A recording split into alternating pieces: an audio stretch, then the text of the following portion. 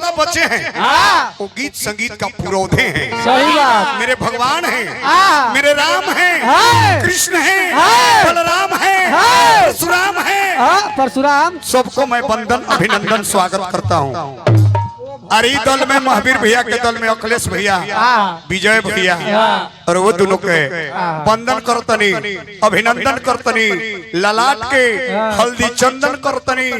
हम गाना गावतनी सुर में, नचनिया बैठल बा, नो बात ना उतार चला कान्या, बड़ी दुख पईबा।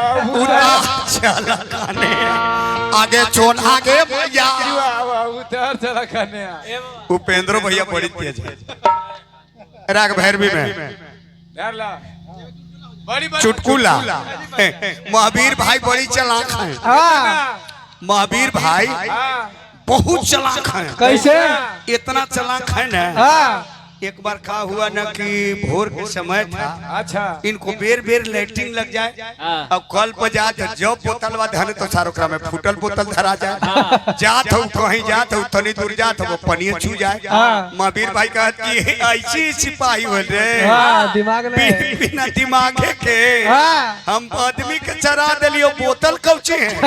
बोतलवा के चौथा बोतल में पानी भरल करके सुन बड़ी आदमी के हम चरा दिली। बोतल के चरावे पर हमरा दिमाग न है। अब देखे जीव कैसे तू छुआ है। पहले धो लेबा तब मैदान होबा। बड़ी तेज है। चुई है तू कैसे छुआ? बहुत तेज, बहुत तेज, बहुत तेज। अरे केकरा केकरा नाम धारू कमली ओढ़ले गौआ, केकरा केकरा नाम धारी कमली ओढ़ले गौआ। तो फेरा में पड़ल है, तो फेरा में पड़ल है पाड़े या बनौआ, जब फेरा में पड़ल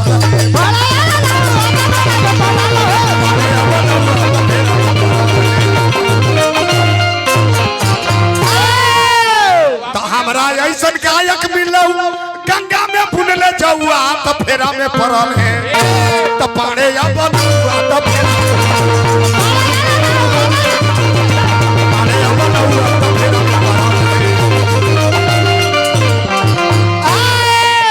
टेलर रहा था।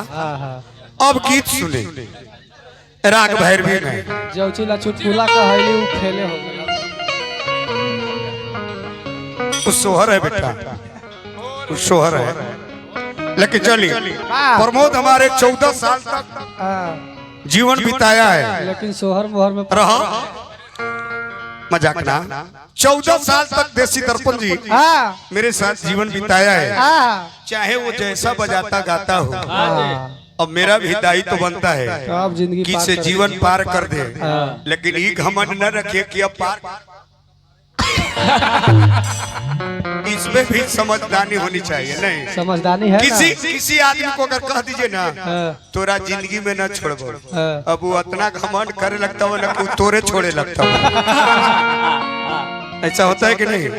आप क्रिया कसम खा जाइए कि जिंदगी में आपको मैं साथ नहीं छोड़ूंगा। जिस दिन आपको उसके बारे में कह दिए कि जिंदगी भर आपको साथ निभाऊंगा, वही दिन से वही आपको साथ तोड़ना शुरू कर देगा। वही दिन से अकत करे लगी वो।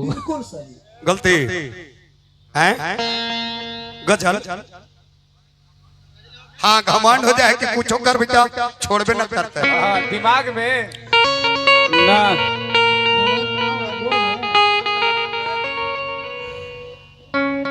राग भैरवी में एगो गजल सुनावत तनी अखिलेश भैया।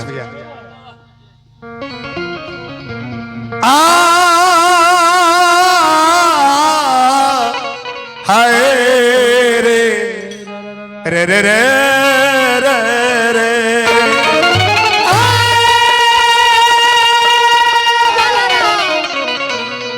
को भी ना सुने ले बने ये सुनावता नहीं।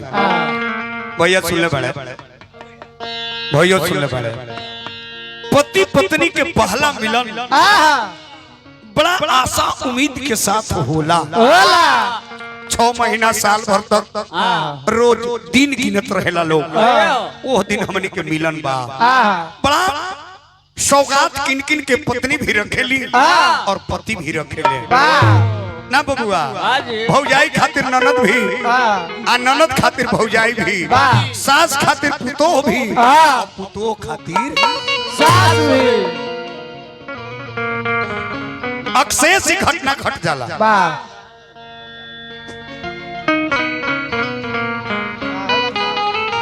आ रा रा रा रा रा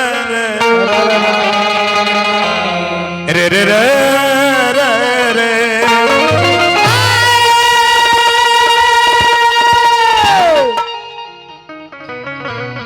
वसल की राती जब मैंने उर्दू शब्द है वसल कहा जाता है पहला मिलन सुहाग रात का। वो पत्नी कहती है क्या कहती है हिंदी गीत है। गौर फरमाइएगा वसल की राती जब मैंने रिसैया से मिली हो क्या बात अरे राजा से मिली उगठरिया बंधी की अरे बंधी रह गई है अरे बंधी रह गई। आवाज ऊपर बिगना ये कलाकारी है लेकिन आवाज नीचे गिरा देना गिरा के अखिलेश भैया ये महा कलाकारी है। वसल की राती जो मैंने अरे सैया से मिली हो अरे राजा से मिली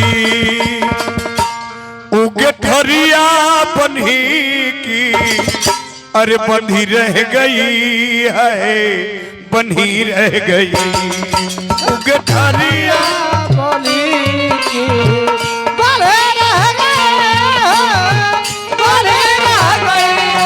उगे ठरिया बन्ही की बन्ही रह गई हो बन्ही रह गई।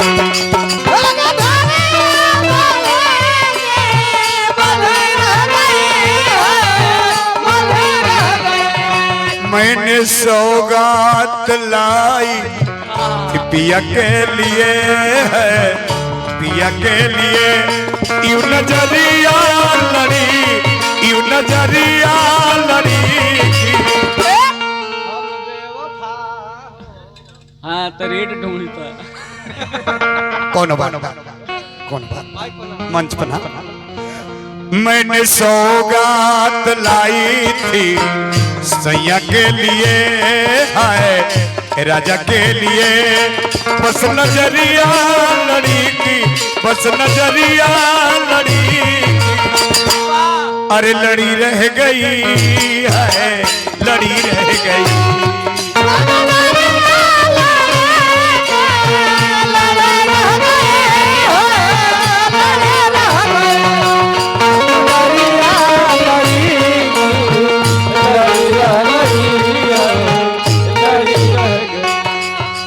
ऊपर जाएगा अंतरा है क्या कहा तारी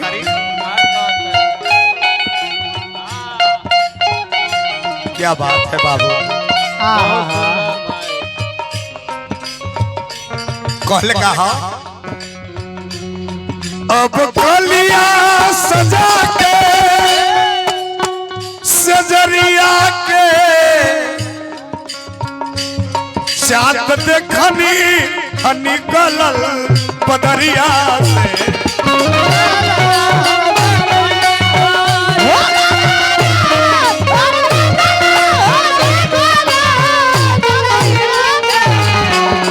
विजय भैया गलती ना नो सृजानंद को नारदी गाना बजाना से पहचान नहीं है नहीं जी इस गाना बजाना से पहचान है। कली चून चूनी सजवने सजरिया के चांद निकला देखनी बदरिया से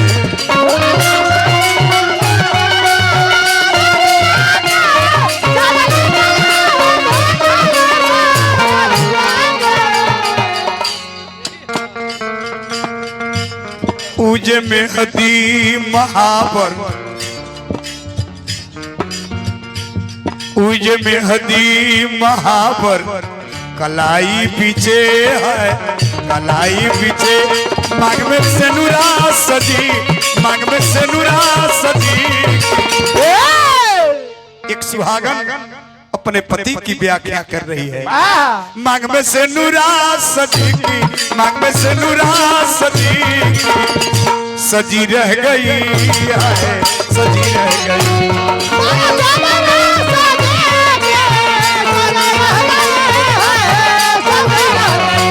मांग में सेनुरा सजी की, सजी रह गई है, सजी रह गई।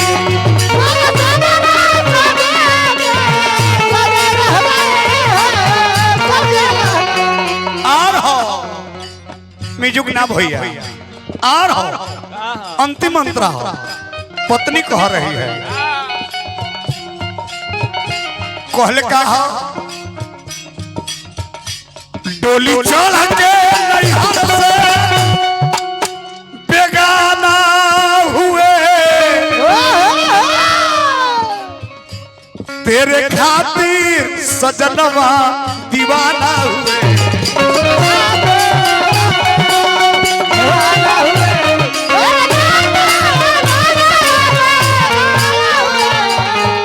बड़वर की ना हा विजय भैया कुंवर कमलबाज सजीत हलचल कमलेश देहाती जो होला एक राउंड गीतिया ऐसा कौन बैठ के लोग सुने ला रात भर पैसा देवे लगावे ला।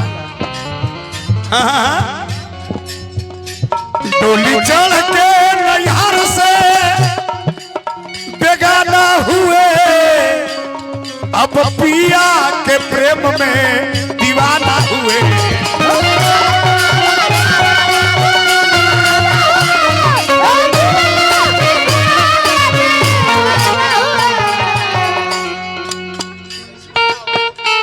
मेरी जिंदगी का तोहफा वो अनमोल था,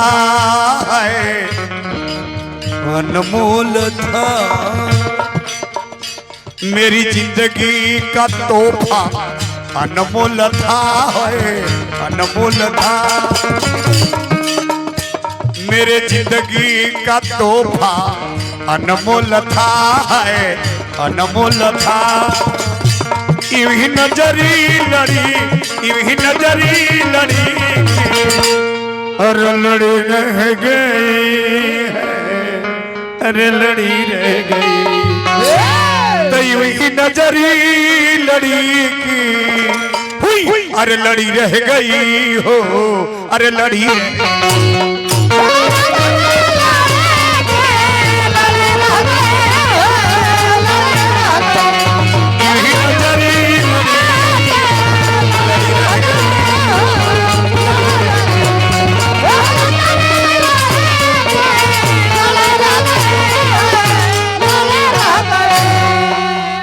एक गीत और इसके बाद भैरवी सेवा समाप्त करेंगे।